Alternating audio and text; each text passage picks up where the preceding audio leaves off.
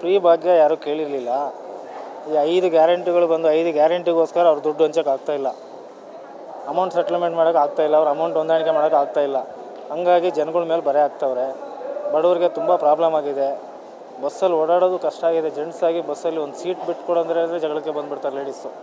ಆ ಥರ ಮಾಡಿಟ್ಟಿದ್ದಾರೆ ಮಾನ್ಯ ಸಿದ್ದರಾಮಯ್ಯನವರು. ಕೂಡಲೇ ಈ ಗ್ಯಾರಂಟಿಗಳೆಲ್ಲ ಕ್ಯಾನ್ಸಲ್ ಮಾಡಿ ಬಸ್ ದರ ಏರಿಕೆ ಬಿಟ್ಬಿಟ್ಟು ಮಾನ್ಯ ಸಾರಿಗೆ ಮಂತ್ರಿಗಳು ರಾಜೀನಾಮೆ ಕೊಟ್ಟು ಆಗಲಿಲ್ಲ ಅಂದರೆ ತೊಲಗಿಬಿಡಲಿ. ಈ ಒಂದು ವರ್ಷದಲ್ಲಿ 2 ಸರಿ 3 ಸರಿ ಮಾನ್ಯ ಸಾರಿಗೆ ಪೆಟ್ರೋಲ್ ಆಯಿತು, ಒಂದು ಹಾಲಾಯಿತು, ಈಗ ಬಸ್ಸು.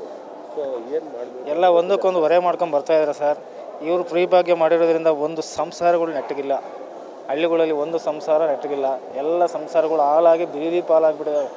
ಅದಕ್ಕೆ ಈ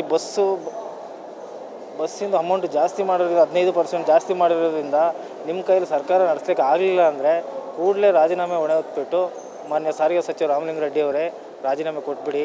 ರಾಜ್ಯಪಾಲರು ಆಡಳಿತ ಕೊಟ್ಬಿಡಿ. ರಾಜ್ಯಪಾಲರು ಹೆಂಗೋ ನಡೆಸ್ಕೊಂಡು ಹೋಗ್ತಾರೆ ಇನ್ನು 3 ವರ್ಷ. ಸರ್, ಈಗ ಫ್ರೀ ಯೋಜನೆ ಕೊಡೋ ಬದಲು ಜನಕ್ಕೆ ಉದ್ಯೋಗ ಕಲ್ಪಿಸ್ಕೊಟ್ರೆ ಎಷ್ಟು ಅನುಕೂಲ ಆಗ್ತದೆ? ನಿಮ್ಮ ಫ್ರೀ ಯೋಜನೆ ನಾವು ಯಾರೂ ಕೇಳಿರಲಿಲ್ಲ, ಲೇಡೀಸು ಕೇಳಿರಲಿಲ್ಲ, ಜೆಂಟ್ಸು ಕೇಳಿರಲಿಲ್ಲ. ಈ ಫ್ರೀ ಯೋಜನೆ ಕೊಡೋ ಬದಲು ಊರಿಗೆ ಒಂದು ಒಳ್ಳೊಳ್ಳೆ ಯಾವ ರಸ್ತೆಗಳು ಹಾಳು ಬಿದ್ದಿದ್ದಾವೆ. ನಿನ್ನೆ ಒಬ್ಬ ಬಂದಾನೆ ಪಾಪ, 2 ಕೈ ಇಲ್ಲ. ಬೀದರ್ ಹತ್ರ ಅವರದಂತೆ ಮಿಸ್ಸಸ್ಸು ಹ್ಯಾಂಡಿಕ್ಯಾಪ್ಟ್ ಅಂತೆ. ಅಂಥ ಮನುಷ್ಯ ಬಂದಿದ್ದಾರೆ. ಒಂದು ಬಾತ್ರೂಮ್ ಇಲ್ಲ. ಬಾತ್ರೂಮ್ ಕೇಳಿಕೊಂಡು ನಿಮ್ಮ ಗಮನಕ್ಕೂ ಬಂದಿದೆ ಸಿದ್ದರಾಮಯ್ಯನವರೇ.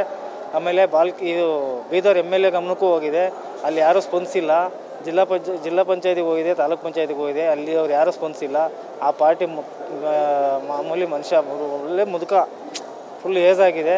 ಅವನು ನಿನ್ನೆ ಪತ್ರಿಕೆಗೆ ಕೊಟ್ಟಿದ್ದಾನೆ, ಲೆಟ್ರೆಡ್ ಎಲ್ಲ ತಂದಿದ್ದಾನೆ. ಆ ಲೆಟ್ರೆಡ್ ಎಲ್ಲ ತೋರಿಸಿದ ನಮಗೆ. ಅಂಥ ಕೆಲಸಗಳು ಮಾಡಿ ಈ ಫ್ರೀ ಭಾಗ್ಯಗಳು, ಆ ಬಿಟ್ಟಿ ಭಾಗ್ಯಗಳೆಲ್ಲ ಕೊಟ್ಟು ಜನಗಳನ್ನ ಸೋಂಬೇರಿಗಳು ಮಾಡಬೇಡಿ ದಯವಿಟ್ಟು. ಇದೇನಾದ್ರು ಪ್ರಾಬ್ಲಮ್ ಆದರೆ ನೀವೇ ಹೊಣೆ ಹೊತ್ಕೋಬೇಕು.